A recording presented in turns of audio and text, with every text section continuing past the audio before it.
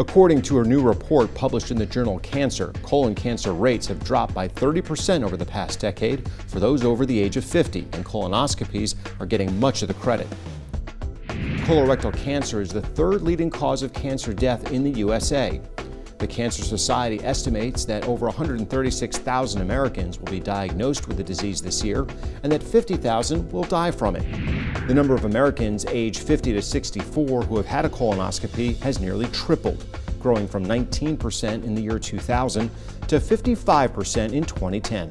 To further reduce colon cancer cases and deaths, the American Cancer Society has set a goal of screening 80% of all those who are eligible by 2018.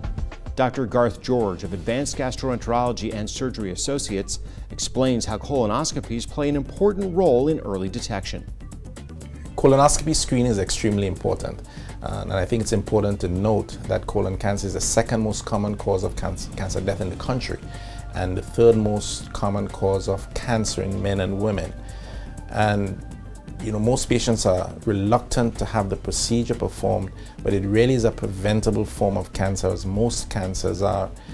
Colon cancer develops from an ingrowth of the lining of the mucosa, what we call a polyp. And there are certain types of polyps, the ones that are adenomas, that can grow and eventually turn into colon cancer. It's important to note that the adenoma cancer sequence takes approximately 6 to 10 years.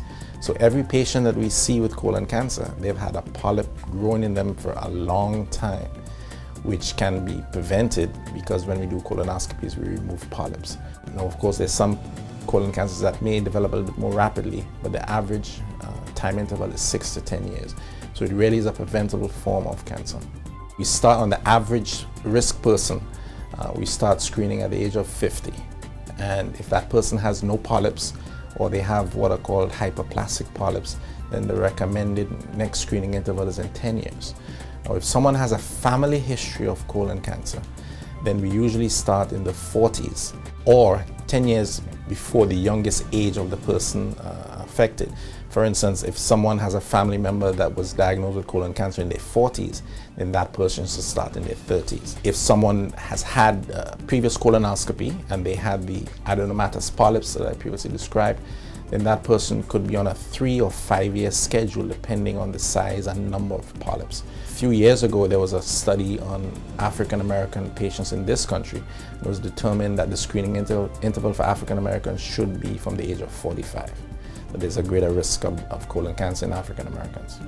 For more information on colonoscopies, as well as other treatments and surgical procedures available at AGSA, please click the Colonoscopies Save Lives StoryLink icon on our homepage, yourhometownhealth.com.